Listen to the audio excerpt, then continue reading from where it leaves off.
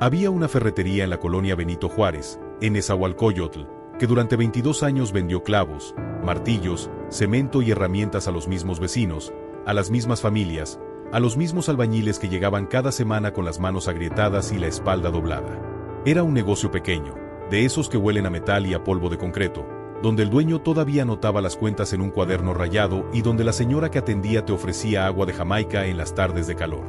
Ahí trabajaban 5 personas, el padre, la madre, 2 hijos y una hija. Gente común, gente que madrugaba, gente que jamás imaginó que una noche de octubre terminarían siendo algo completamente distinto. Lo que pasó en esa ferretería no salió en las noticias nacionales. No hubo conferencias de prensa. No hubo fotografías virales. Pero en el Estado de México, en los pasillos oscuros de ciertas delegaciones, todavía se habla de lo que encontraron. 18 cuerpos. Ninguno identificado oficialmente. Ninguno reclamado. Y una familia que desapareció 3 días después sin dejar rastro. Suscríbete a este canal si quieres seguir escuchando historias que casi nadie se atreve a contar, porque lo que vas a escuchar no tiene héroes ni villanos claros, solo gente que llegó al límite y cruzó una línea que ya no tiene regreso. La ferretería Cruz abrió en el año 2002. Don Arturo Cruz llevaba 30 años trabajando como albañil antes de juntar lo suficiente para poner su propio negocio. Él conocía cada herramienta, cada tipo de tornillo, cada mezcla de cemento. Su esposa, Beatriz, llevaba las cuentas y atendía el mostrador. Los hijos, Arturo Jr. y Miguel, cargaban el material pesado y hacían las entregas. La hija menor, Sofía, estudiaba contabilidad en las mañanas y ayudaba en las tardes. Era un negocio familiar en el sentido más literal. Todos ahí adentro eran sangre. Y todos dependían de esas ventas para comer, para pagar la renta del local, para sostener la casa donde vivían a 3 cuadras de distancia. Durante años, la ferretería fue un punto de referencia en la colonia. Los vecinos confiaban en don Arturo. Los constructores le pedían crédito y él apuntaba en su cuaderno. Nadie le robaba. Nadie le faltaba al respeto. Pero Nezahualcóyotl no es un lugar que permanezca inmóvil. Las colonias cambian. Las calles se oscurecen. Y lo que antes era un barrio trabajador empieza a llenarse de gente que ya no trabaja de día, que ya no camina con la cabeza baja, que ya no teme a nada porque no tiene nada que perder. En el año 2023, la colonia Benito Juárez empezó a sentir la presión de un grupo que se hacía llamar Los del Puente. No eran un cártel grande. No tenían nombre en los periódicos. Eran un grupo de extorsionadores, asaltantes y distribuidores de droga local que controlaban 4 colonias en esa zona de Nezahualcóyotl. Cobraban piso a los negocios. Exigían cuotas semanales. Y si alguien se negaba, primero llegaban con amenazas. Luego con golpes. Y si seguías negándote, simplemente te sacaban del mapa. Don Arturo recibió la primera visita en marzo. 2 tipos jóvenes, con gorra y playera holgada, entraron a la ferretería como si fueran clientes. Miraron las estanterías. Tocaron las herramientas. Y luego, cuando Beatriz les preguntó qué necesitaban, uno de ellos sonrió y dijo: «Venimos a ver si todo está en orden. Este es un buen negocio. Sería una lástima que algo le pasara». Don Arturo no dijo nada. Beatriz tampoco. Los tipos se fueron. Pero la semana siguiente regresaron. Esta vez no preguntaron. Pusieron un papel sobre el mostrador con una cantidad escrita a mano: 3,000 pesos semanales. «Es para que estén tranquilos», dijeron. «Para que nadie los moleste». Don Arturo tenía 62 años. Había levantado paredes, cargado bultos de cemento, trabajado bajo el sol durante décadas. No era un hombre de confrontaciones. No era un hombre violento. Pero tampoco era un hombre que se dejara humillar fácilmente. Le dijo a los tipos que no tenía ese dinero, que su negocio apenas daba para sostenerse, que no podía pagar eso cada semana. Los tipos lo miraron en silencio. Luego uno de ellos tomó un martillo de la estantería, lo sopesó en la mano y lo estrelló contra el mostrador de vidrio. El vidrio se hizo pedazos. Beatriz gritó.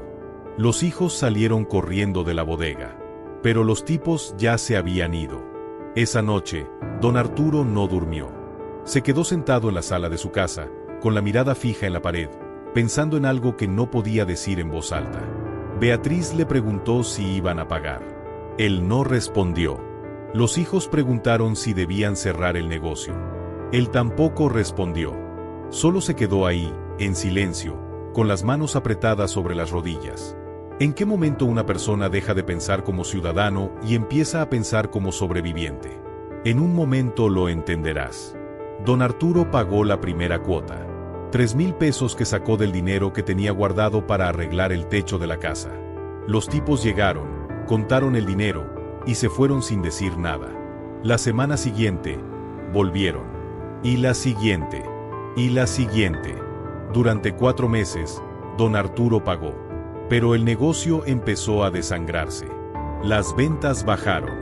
Los proveedores empezaron a exigir pagos adelantados. Los hijos dejaron de recibir sueldo. Beatriz dejó de comprar carne para la comida.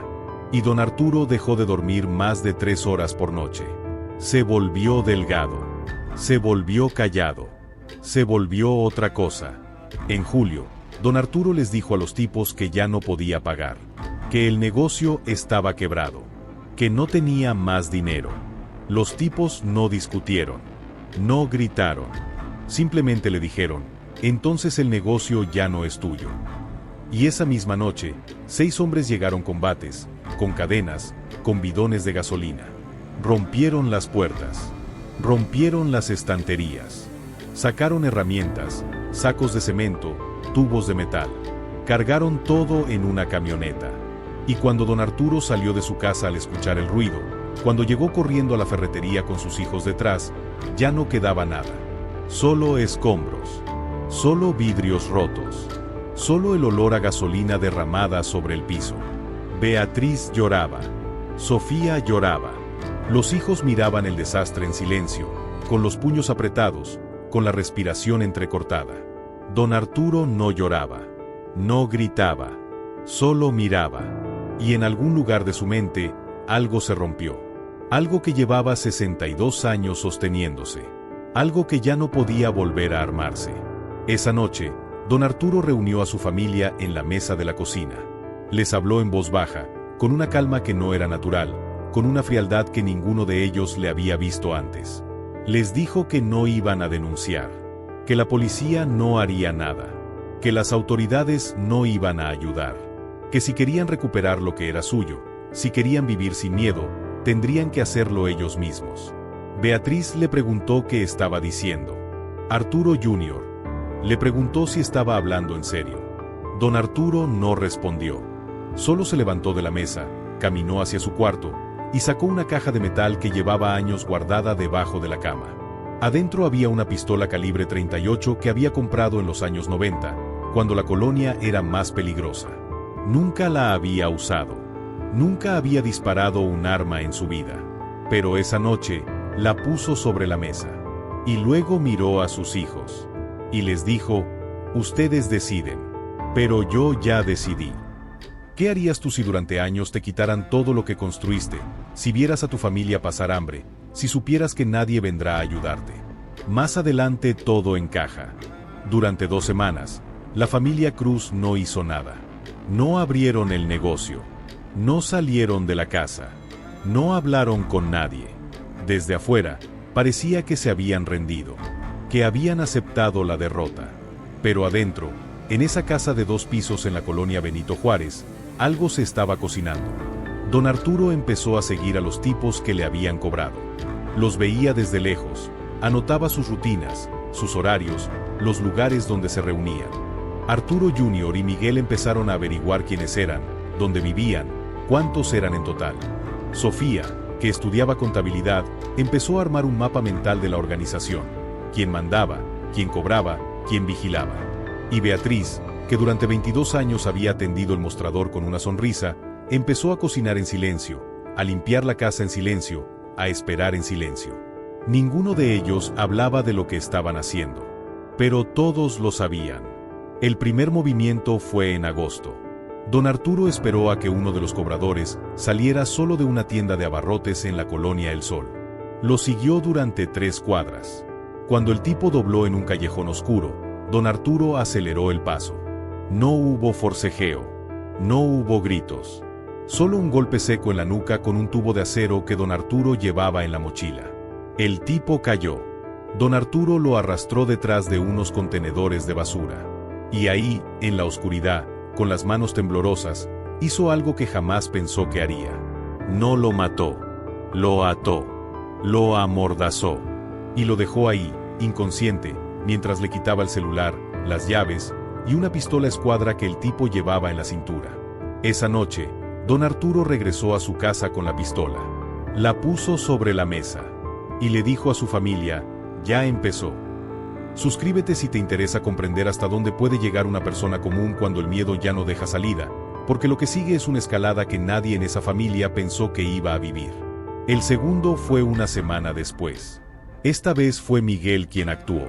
Había localizado a otro de los tipos, uno que manejaba una moto y hacía las entregas de droga en la colonia. Miguel lo esperó afuera de una casa de seguridad. Cuando el tipo salió, Miguel lo siguió en bicicleta, sin prisa, sin levantar sospechas. El tipo se detuvo en un puesto de tacos. Miguel se detuvo también. Esperó. Y cuando el tipo terminó de comer y se montó en la moto, Miguel se acercó por detrás, le puso una navaja en el cuello, y le dijo: bájate o te mueres aquí mismo. El tipo se bajó. Miguel lo llevó caminando, con la navaja todavía en el cuello, hasta un terreno baldío a 2 cuadras de distancia. Ahí lo esperaba Arturo Jr. Entre los dos lo golpearon. Le rompieron 3 costillas. Le quebraron la muñeca. Y luego lo dejaron tirado, sangrando, pero vivo. Le quitaron la moto. Le quitaron el dinero. Le quitaron otra pistola. Y antes de irse, Miguel se agachó junto a él y le susurró: dile a tus jefes que esto apenas empieza. Los tipos de los del puente no entendieron el mensaje. Pensaron que eran asaltos comunes. Pensaron que eran grupos rivales. No relacionaron los ataques con la familia Cruz. No pensaron que una familia de ferreteros pudiera estar detrás de esto. Y esa fue su primera equivocación. Durante las siguientes 3 semanas, la familia Cruz siguió moviéndose.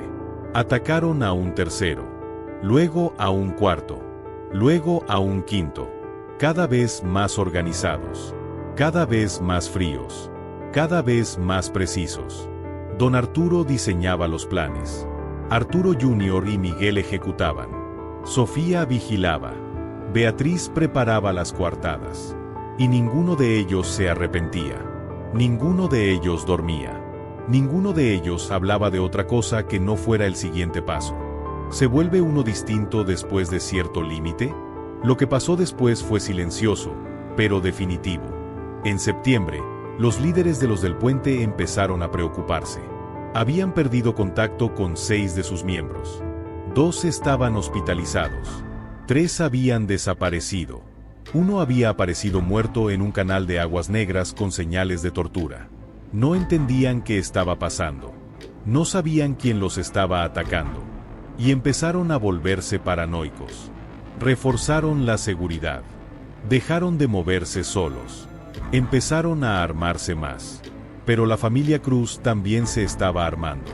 Con cada tipo que neutralizaban, conseguían más pistolas, más municiones, más información. Sofía había armado un mapa completo de la organización. Sabían dónde vivían los líderes. Sabían dónde guardaban el dinero.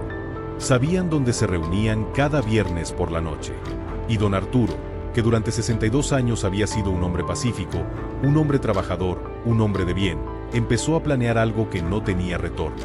La reunión era en una bodega abandonada en la colonia La Perla.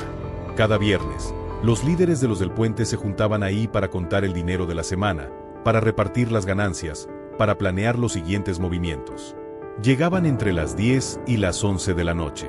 Siempre eran entre 15 y 20 personas. Siempre armados. Siempre confiados. Don Arturo pasó 2 semanas vigilando esa bodega. Midió las distancias. Contó las salidas. Estudió los movimientos. Y luego, una noche de octubre, reunió a su familia en la cocina y les mostró el plan. No era un plan perfecto. No era un plan profesional. Pero era un plan hecho con la desesperación de quien ya no tiene nada que perder. Beatriz le preguntó si estaba seguro. Él asintió. Los hijos le preguntaron si iban a salir vivos de esto. Él no respondió. Sofía le preguntó si valía la pena. Y don Arturo, con los ojos hundidos, con las manos temblorosas, dijo: ya no importa si vale la pena. Ya no hay vuelta atrás. El viernes 13 de octubre, la familia Cruz se preparó como si fuera un día normal. Desayunaron juntos. Se vistieron con ropa oscura.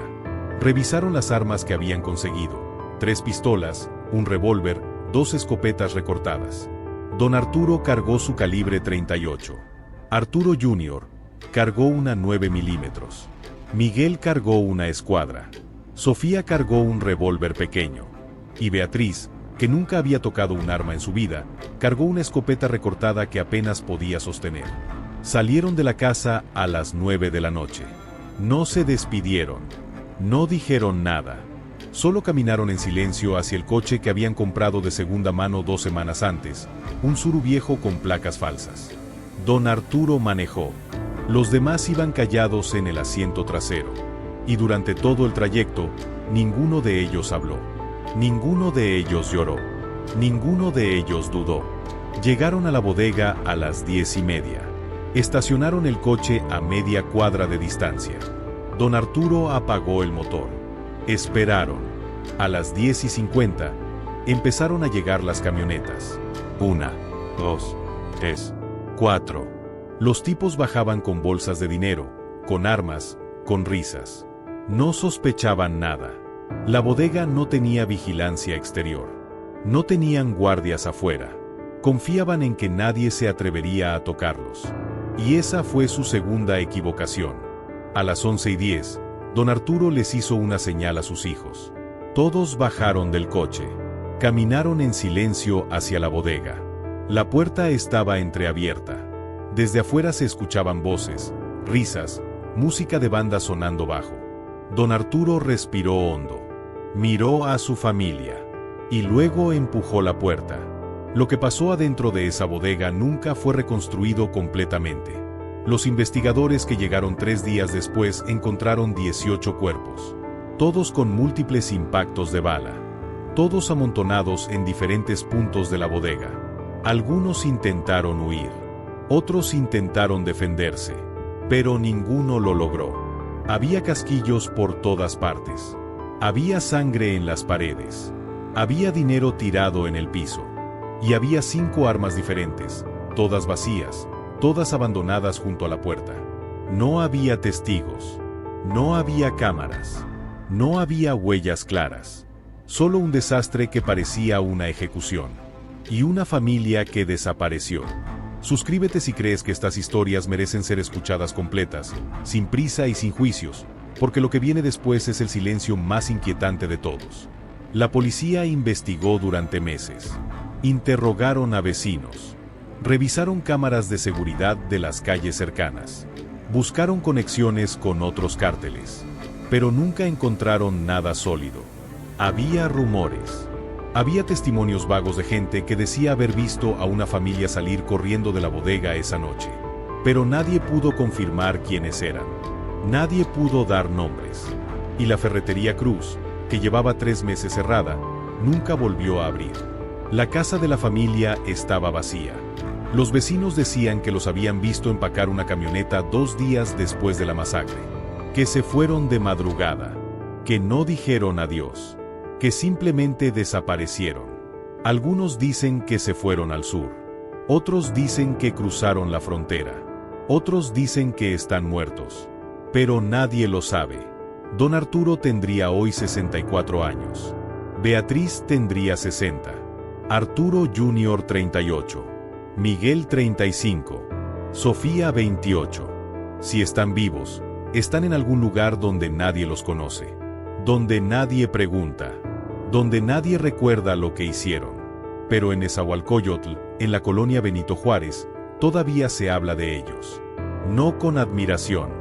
No con odio. Solo con una especie de comprensión incómoda. Porque todos saben que la familia Cruz no era distinta a cualquier otra familia de la colonia. No eran soldados. No eran sicarios. No eran criminales de nacimiento. Eran gente común que fue empujada más allá del límite. Gente que perdió todo. Gente que decidió que si iban a perder, no lo harían solos. Y tal vez eso es lo más inquietante de esta historia.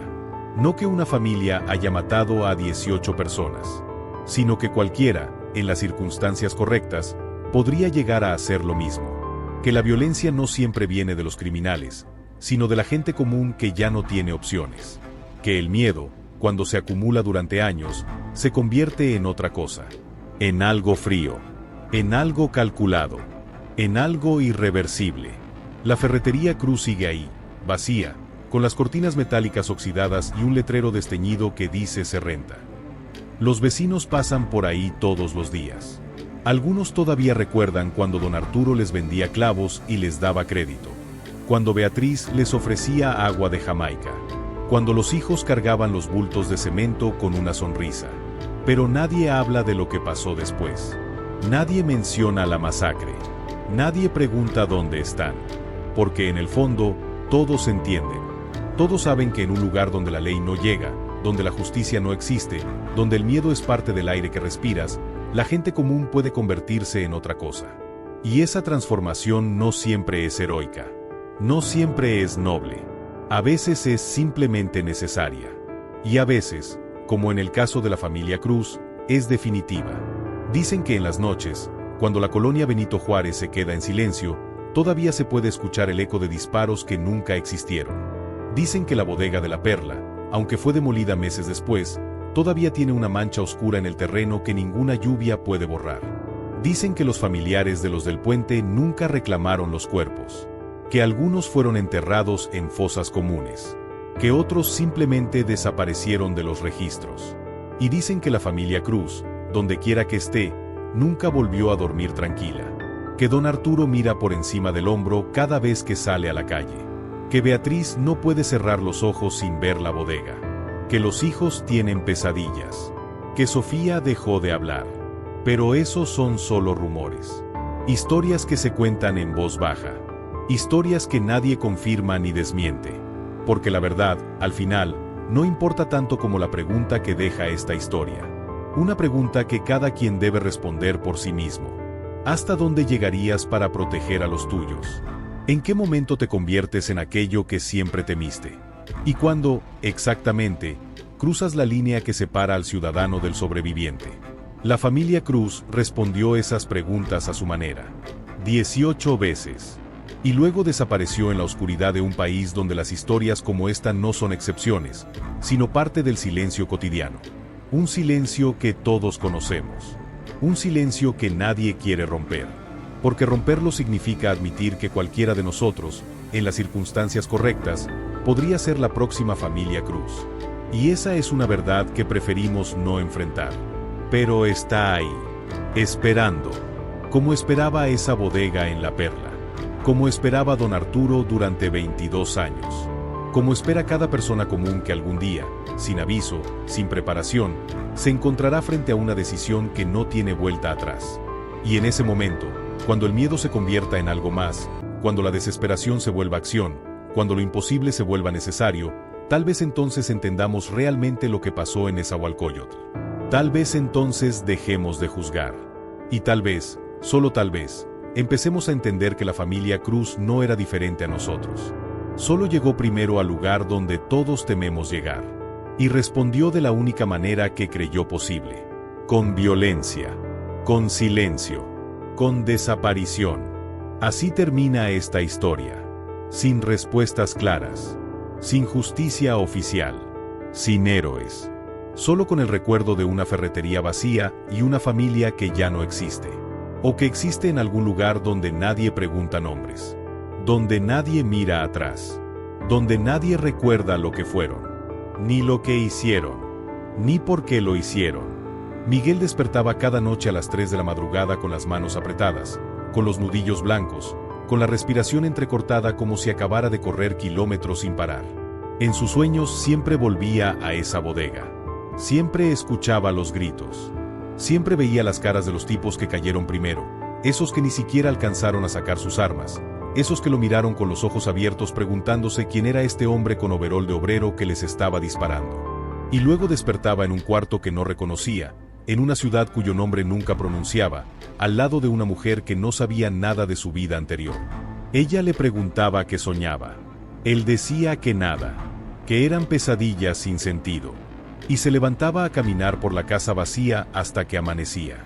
Llevaban 2 años viviendo en Chiapas, en un pueblo pequeño cerca de la frontera con Guatemala, donde nadie hacía preguntas y donde el dinero en efectivo todavía compraba silencios. Miguel trabajaba en una maderería. Arturo Jr. en una gasolinera. Don Arturo hacía trabajos de albañilería ocasionales, pero cada vez menos, porque las manos le temblaban demasiado. Beatriz no salía de la casa. Sofía tampoco. Las dos pasaban los días mirando por la ventana, cocinando en silencio, esperando algo que ninguna de ellas podía nombrar. La familia ya no hablaba de Nezahualcóyotl. Ya no mencionaban la ferretería. Ya no decían los nombres de las personas que conocieron durante 22 años en esa colonia. Era como si toda esa vida anterior hubiera sido borrada. Como si hubiera nacido el día que cruzaron la frontera de Oaxaca y entraron a Chiapas con documentos falsos y con el dinero que encontraron en la bodega.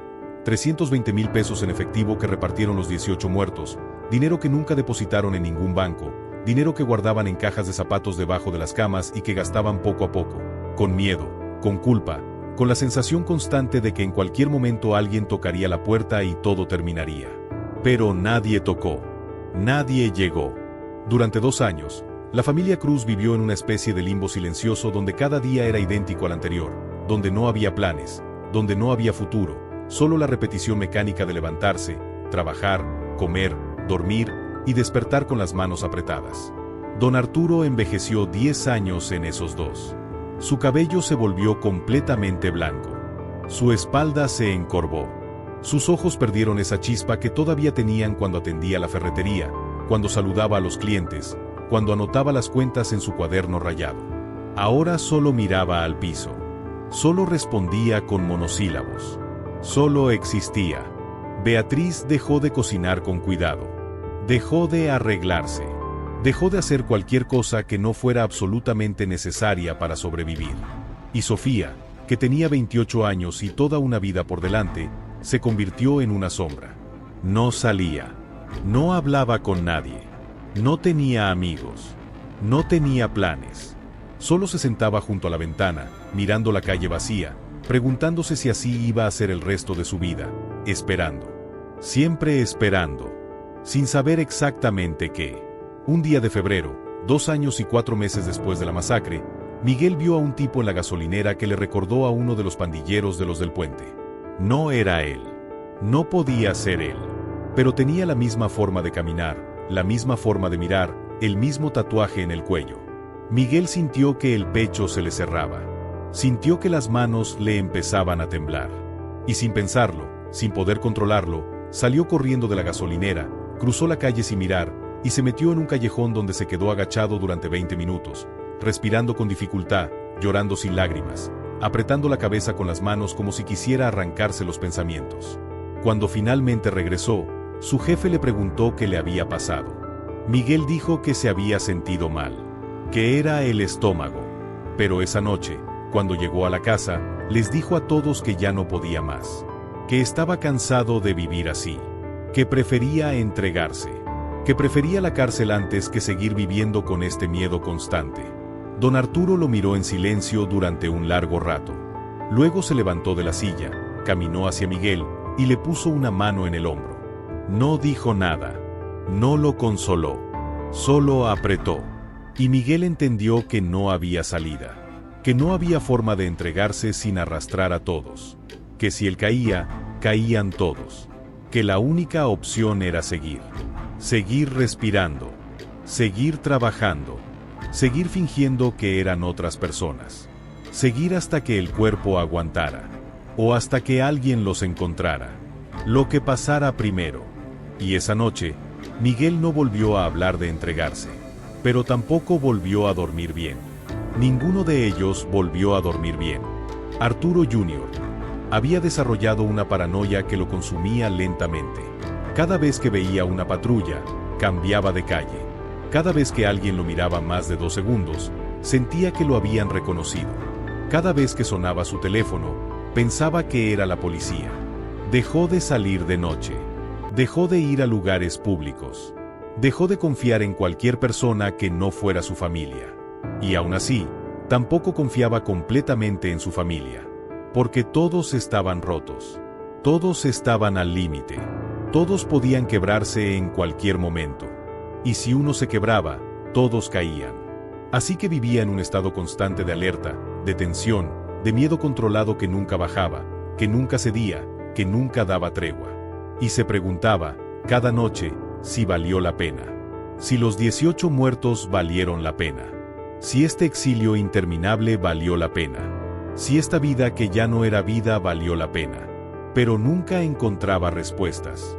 Solo más preguntas. Y más miedo. Sofía dejó de contar los días después del primer año. Al principio llevaba la cuenta en un cuaderno. 365 días. 400. 500. Pero en algún punto dejó de importar. Porque los días ya no significaban nada. No había cumpleaños.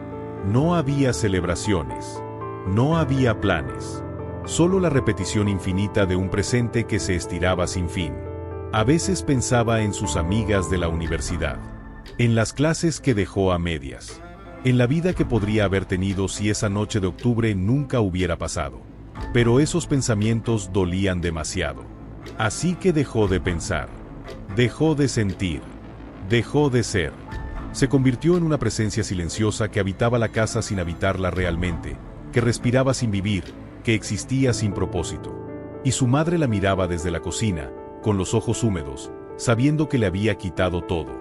Que le había quitado su juventud, su futuro, su posibilidad de ser feliz. Y no sabía cómo disculparse por eso. No sabía cómo decirle que lo sentía. Porque decirlo significaría admitir que se equivocaron. Y ninguno de ellos podía admitir eso. Porque si lo admitían, significaría que los 18 muertos fueron en vano. Y eso era peor que cualquier culpa. Beatriz había dejado de rezar. Durante 60 años había sido católica practicante. Había ido a misa cada domingo. Había rezado el rosario cada noche. Había pedido por su familia, por su negocio, por la gente de la colonia. Pero después de esa noche en la bodega, nunca volvió a rezar.